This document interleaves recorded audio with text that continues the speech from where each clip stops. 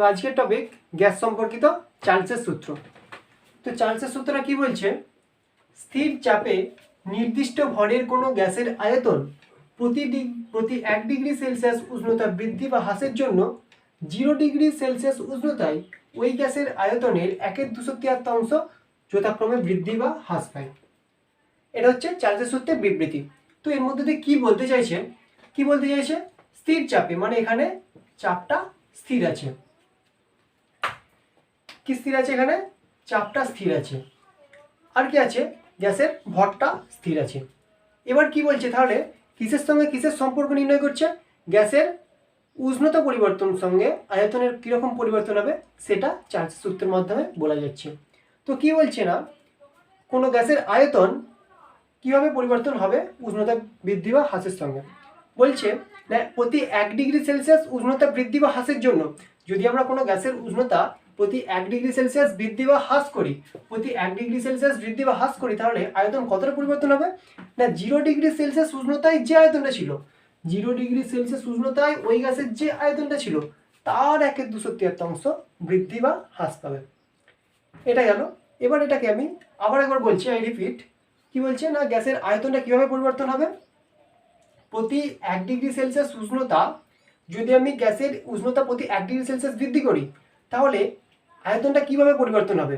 বলছে 0 degree Celsius উষ্ণতায় যে আয়তন ছিল তার 1/253 বৃদ্ধি বা হ্রাস পাবে। তাহলে এটা যদি গাণিতিকভাবে দেখতে চাই, যদি ধরি যে 0 ডিগ্রি সেলসিয়াস উষ্ণতায় ওই গ্যাসটার আয়তন ছিল V0, ঠিক আছে। এবার আমি 1 ডিগ্রি সেলসিয়াস উষ্ণতা বৃদ্ধিতে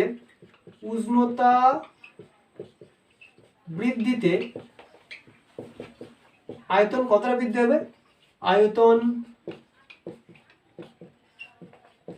বৃদ্ধি কতটা হবে? কি বলেছে এখানে যে কতটা বৃদ্ধি হবে? 0 ডিগ্রি সেলসিয়াস উষ্ণতায় আয়তন যতটা ছিল তার 1/253 বৃদ্ধি বা হ্রাস পাবে। তার মানে এখানে কতটা বৃদ্ধি হবে? 0 ডিগ্রি সেলসিয়াস উষ্ণতায় আয়তন কতটা? V0। তাহলে কতটা বৃদ্ধি হবে? V0 × 1/273। এটা কিন্তু বৃদ্ধি পাবে। তাহলে এখন 1 ডিগ্রি সেলসিয়াস উষ্ণতায় গ্যাসের মোট আয়তন কত হবে? গ্যাসের মোট আয়তন কত হবে? আগে কত ছিল? V0 plus V0 × 1/273। তাহলে যদি আমি V0টা কমন নিয়ে নিই তাহলে V0 × 1 প্লাস 1/273, ঠিক আছে। এটা গেল। এবার যদি আমি সেমভাবে তাহলে কত হবে? 2 ডিগ্রি সেলসিয়াস উষ্ণতায় গ্যাসের মোট আয়তন কত হবে? এইখানে যেটা 1 আছে এটা 2 হয়ে যাবে শুধু। V0 × 1 plus 2/273। অনুরূপভাবে যদি আমি এটা T ডিগ্রি সেলসিয়াস উষ্ণতা বৃদ্ধি করি, মানে গ্যাসের উষ্ণতা যদি আমি T ডিগ্রি সেলসিয়াস বৃদ্ধি করি তাহলে আয়তন কি হবে? T ডিগ্রি সেলসিয়াস উষ্ণতায় তাহলে গ্যাসের আয়তন হবে, এই 2 এর জায়গায় শুধু T বসে যাবে, V0 × 1 প্লাস T/273। এটাই হচ্ছে চার্লসের সূত্রের গাণিতিক রূপ।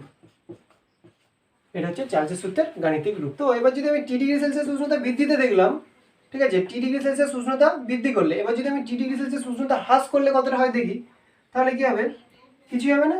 এখানে যেটা প্লাস আছে এটা -T বসে যাবে। কি হবে? V - T, যদি T ডিগ্রি সেলসিয়াস উষ্ণতায় আয়তনটা V-T হয়, তাহলে কি হবে? V-T সমান V0 × 1 প্লাস -T/273। তাহলে কি হবে? V0 × 1 প্লাস মাইনাসে মাইনাস T/273।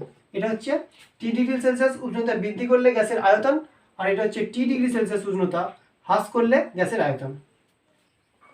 এবার তাহলে কি দেখলাম? 0 ডিগ্রি সেলসিয়াস উষ্ণতায় গ্যাসের আয়তন যদি V0 হয় এবং T ডিগ্রি সেলসিয়াস উষ্ণতায় গ্যাসের আয়তন যদি VT হয়, তাহলে চার্লসের সূত্র অনুযায়ী কি বলছে?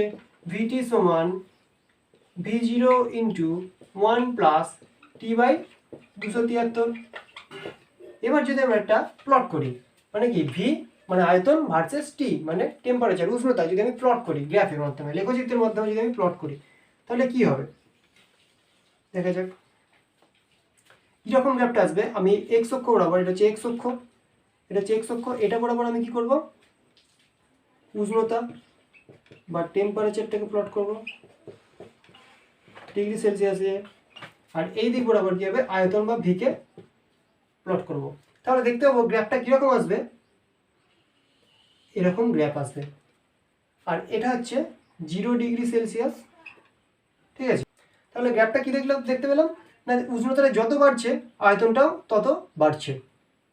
তার মানে এই যে 0 ডিগ্রি সেলসিয়াস উষ্ণতায় গ্যাসের আয়তনটা কত, V0, মানে এই মানটা হচ্ছে V0। এবার যদি আমি এটাকে পিছন দিকে বাড়াই, এই প্লটটাকে যদি আমি পিছন দিকে বাড়াই, এই রেখাটাকে, এই সরলরেখাটা যদি আমি পিছন দিকে বাড়াই, তাহলে এই জায়গাটা, যে জায়গাটা ছেদ করবে, যে জায়গাটা এটা ছেদ করবে, তার মানটা দেখতে পাবো -273 ডিগ্রি সেলসিয়াস। এটা উষ্ণতার প্লাস দিক মানে পজিটিভ দিক, আর এই দিকটা হচ্ছে নেগেটিভ দিক মানে ঋণাত্মক দিক, এই দিকটা, ঠিক আছে। তাহলে কি দেখতে পাবো, এই যে -273 ডিগ্রি সেলসিয়াস উষ্ণতাটা, এই উষ্ণতাটা কি দেখতে পাচ্ছি, এখানে ভি এর মানটা কত, এখানে ভি এর মান 0, তাই তো, ভি মানে আয়তনের মানটা 0। তাহলে কি -273 ডিগ্রি সেলসিয়াস উষ্ণতায় কি দেখতে পেলাম, গ্যাসের আয়তনটা 0 হয়ে যায়। তাই একে বলা হয় পরম শূন্য উষ্ণতা,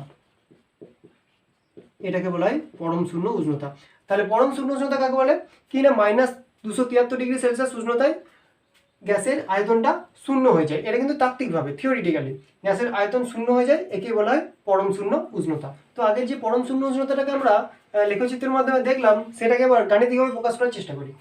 কি দেখবো না, 0 ডিগ্রি সেলসিয়াস উষ্ণতায় আয়তন বলেছি V0, টি ডিগ্রি সেলসিয়াস উষ্ণতায় গ্যাসের আয়তন VT। তাহলে VT সমান V0 × 1 + T/273। এবার কি করব না, এই টি এর মানটা আমি -273 করব। কারণ কি, এখানে আমি গ্রাফ থেকে কি দেখলাম না, -273 ডিগ্রি সেলসিয়াস উষ্ণতায় গ্যাসের আয়তনটা 0 হয়ে যাচ্ছে। সেটাকে আমরা এই টি এর মানটা এখানে টি এর মানটা এখানে বসিয়ে দেখব যে 0 হচ্ছে কিনা। তাহলে V0 × 1 প্লাস, এটা -273 বসাবো, -273/273। তাহলে কি হচ্ছে, V0 × 1 - 273 প্লাস মাইনাসে মাইনাস হয়ে গেল 273।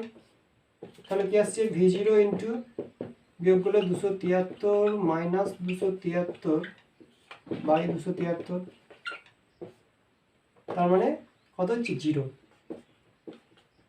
V0 এর মানটা 0 হবে, তার মানে VT সমান 0।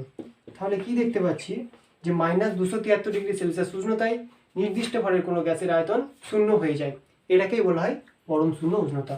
তার জন্যই -273 ডিগ্রি সেলসিয়াস উষ্ণতাটাকে বলা হয় পরম শূন্য উষ্ণতা।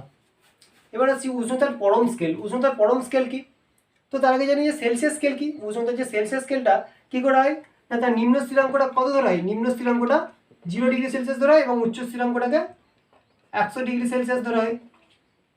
সেলসিয়াস ক্ষেত্রে কী হয়, তাহলে নিম্ন স্থিরাঙ্কটাকে 0 ডিগ্রি সেলসিয়াস ধরা হয় এবং প্রতি ডিগ্রি এবং ব্যবধানগুলো কী হয়, প্রতি 1 ডিগ্রি করে ব্যবধান নেওয়া হয়, এর প্রত্যেকটার মান 1 ডিগ্রি করে। সেরকমই যে উষ্ণতার পরম স্কেল, সেটাতে কী করা হয় না, -273 ডিগ্রি সেলসিয়াস এটাকে নিম্ন স্থিরাঙ্ক ধরা হয় এবং এই যে ব্যবধানটাকে, এটা কিন্তু প্রতি 1 ডিগ্রি সমান, এই যে ব্যবধানটা নেবে সেটা প্রতি 1 ডিগ্রি সমান। তাহলে কি হলো, উষ্ণতার পরম স্কেল কি না, -273 ডিগ্রি সেলসিয়াস উষ্ণতাটাকে নিম্ন স্থিরাঙ্ক ধরে উষ্ণতার প্রতি ডিগ্রি ব্যবধানকে কী করায় 1 ডিগ্রি সেলসিয়াস ব্যবধানের সমান করে ধরে যে উষ্ণতার স্কেলটা তৈরি করা হয়েছে সেটাকে বলা হয় পরম স্কেল, বা এটাকে বলা হয় কেলভিন স্কেলও বলা হয়, এটাকে কেলভিন স্কেলও বলা হয়। কেলভিন স্কেল এর উষ্ণতাটা কি হবে, টি দিয়ে প্রকাশ করা হয়, টি দিয়ে প্রকাশ করা হয় এবং এর একক হচ্ছে, একককে কে দিয়ে প্রকাশ করা হয়, কে ফর কেলভিন। বিজ্ঞানী কেলভিন এটা আবিষ্কার করেছিলেন বলে এটা এককটিকে কেলভিন ধরা হয় এবং এর উষ্ণতাটাকে ক্যাপিটাল টি দিয়ে প্রকাশ করা হয়। যদি কোনো বস্তুর উষ্ণতা সেলসিয়াস স্কেল অনুযায়ী, সেলসিয়াস স্কেলে যদি কোনো বস্তুর উষ্ণতা স্মল টি ডিগ্রি সেলসিয়াস হয় এবং কেলভিন স্কেলে যদি উষ্ণতা ক্যাপিটাল টি হয়, তাহলে কি হবে না, টি ডিগ্রি সেলসিয়াস সমান টি প্লাস 273 কেলভিন, এটা সমান কি ক্যাপিটাল টি কে। তার মানে সেলসিয়াস স্কেল থেকে যদি আমি কোনো উষ্ণতাকে সেলসিয়াস স্কেল থেকে যদি আমি কেলভিন স্কেলে নিয়ে যেতে যাই 273 দিয়ে যোগ করতে হবে। এবার যেটা দেখবো সেটা হচ্ছে পরম শূন্য উষ্ণতা এবং চার্লসের সূত্র। তো চার্লসের সূত্র যদি 0 ডিগ্রি সেলসিয়াস উষ্ণতায় মনে করা যাক, 0 ডিগ্রি সেলসিয়াস উষ্ণতায় একটা গ্যাসের আয়তন V0, T degree Celsius T1 degree Celsius উষ্ণতায় আয়তন V1 এবং T2 ডিগ্রি সেলসিয়াস উষ্ণতায় আয়তন VT। তাহলে চার্লসের সূত্রতে কি লিখেছিলাম, V1 সমান V0 into 1 plus T1 by 273, যেহেতু এখানে T1 নিয়েছি উষ্ণতাটা, তাহলে V0 into 273 plus T1 by 273। এটা হচ্ছে T1টা কি সেলসিয়াস স্কেলের মান। তো সেলসিয়াস স্কেলের সঙ্গে যদি আমি 273 যোগ করি তাহলে কি পাবো, আমি কেলভিন স্কেলের মান পাবো ক্যাপিটাল টি। তাহলে এটা কি হবে T1 kelvin, capital T1 kelvin. তাহলে যে কি বোঝাতে পারি, V0 into capital T1 by 273। অনুরূপভাবে কি T2 ডিগ্রি সেলসিয়াস উষ্ণতায় আয়তন কত V2, তাহলে V2 সমান V0 into 1 plus T2 by 273। তাহলে V0 into 273 plus T2 by 273। এই T2 প্লাস 273 কত, T2 হচ্ছে সেলসিয়াস স্কেলে, তার সঙ্গে 273 যোগ করি তাহলে কি হবে কেলভিন স্কেলে, ক্যাপিটাল T2 কেলভিন। তাহলে এর মানটা কত বসাবো, V0 ইন্টু এর জায়গায় আমি ক্যাপিটাল T2 বসাবো, T2 বাই 273।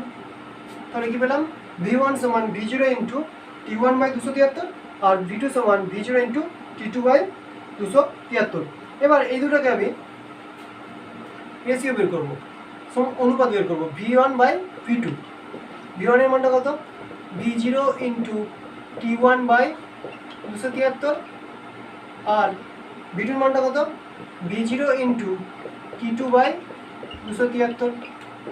ক্যালকুলেশন করে দেখি, V0 কেটে যাবে, T1 বাই 273। এবার এটা যদি আমি গুণ করে লিখি তাহলে উল্টে যাবে 273 বাই T2, 273 কেটে গেল, তাহলে কত হলো T1 বাই T2।